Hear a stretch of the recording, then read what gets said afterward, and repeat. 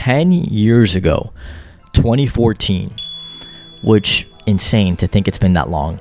If you had a mustache, you were either a child molester, that's what you were perceived to be as by women. You were creepy. You were either a child molester, or you are an honorable and hardworking Mexican man.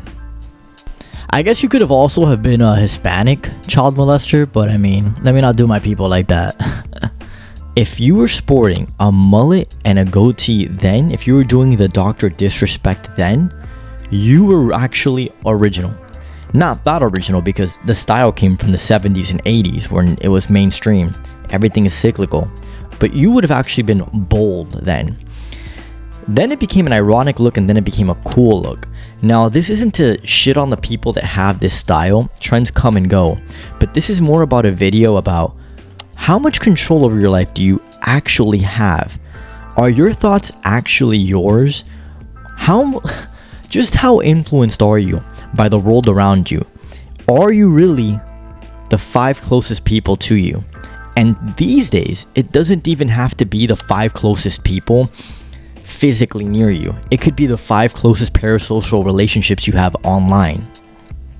This is what's insane to me, right? People think that they're original. They all think they're the main character and that everybody else is an NPC. I have to be self-aware enough to know that I do follow trends too.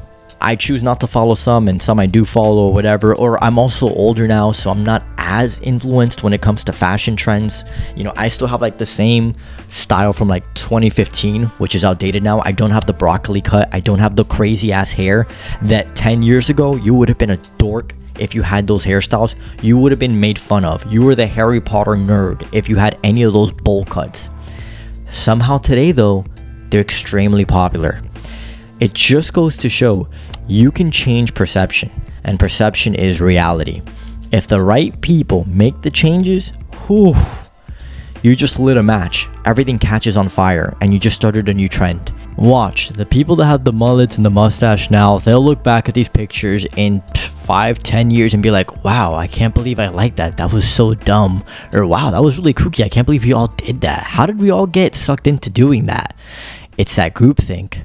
You think you're in control of your thoughts and your likes and this, that, and the third, but in reality, you're really just absorbing the world and you're a sponge. And you have to take a step back to think, why do I do the things that I do? And why do I like the things that I like?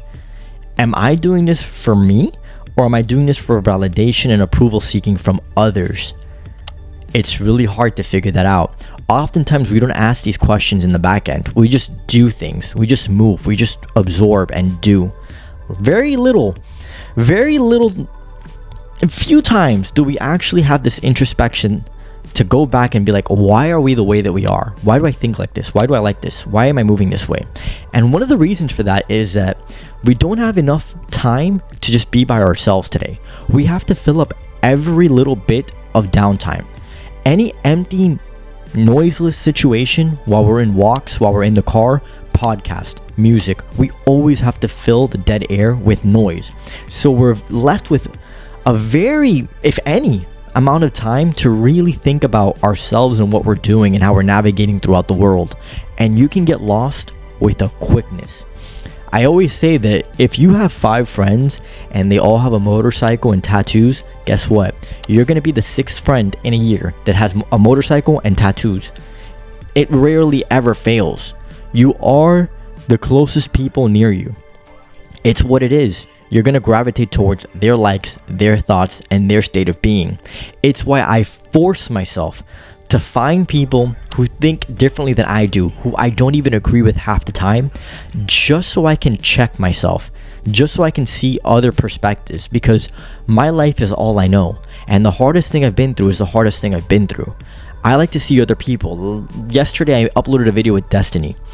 Rarely do I actually agree with Destiny, but I like to watch him because it's a different perspective and I can learn from that. And a lot of people do agree with him, and I believe he's coming from good faith, so I'll watch. That's one example, but there's many like that. When you stay in your little thought bubble, which is dangerous nowadays because Instagram, YouTube, social media will keep feeding you your biases and what you want to watch, and the same little bubble over and over again. So when you step out into the real world, you're like, oh my god, all these people are crazy. Well, no, everybody's having their own little experiences and they come from a different slice of life. That's what I'm trying to get at here. And very often we forget about that and we think that everybody just thinks like the way that we do, and that our way is right and we're right because we're stuck with ourselves all day. So we can't be bothered to be checked by anybody else. And if we are checked by somebody else, well, then we have to remove them because they're the ones that are toxic. We don't even want to have the communication skills to deal with a difference of opinion. We'd rather just discard them and find someone else that will agree with us. You got to be careful with that line of thinking. It's very dangerous. But this comes back now to, the most visible way of detecting this, and that's with styles, trends, because you can see it in their appearance. Baggy clothing right now, the mustache, the mullet. This is a great example of just seeing how people just zone into like one thing and become influenced. Now, people who typically have this look, you'll notice they tend to lean, like if I go to politics for a second, younger crowd, and they tend to be left leaning, they tend to be more liberal. There's nothing wrong with that. But you just see it's this little thread that forms and everybody follows it and jumps on the same boat. So it's just interesting to see. I don't really know where I'm going with this video other than check yourself and ask the questions, why do I do the things that I do? It's totally okay to like something because you like something, but there's usually a deeper meaning behind it. There's something going on in the background. The gears are moving and you're watching and you're consuming this, that, and the third, and it's all happening subconsciously. And it's scary once you think about it, because once I pull you out of that scenario and I throw you into a different one, you can change and be a completely different person. You can morph into whatever your scenario, whatever your surroundings are. You're a product of your environment.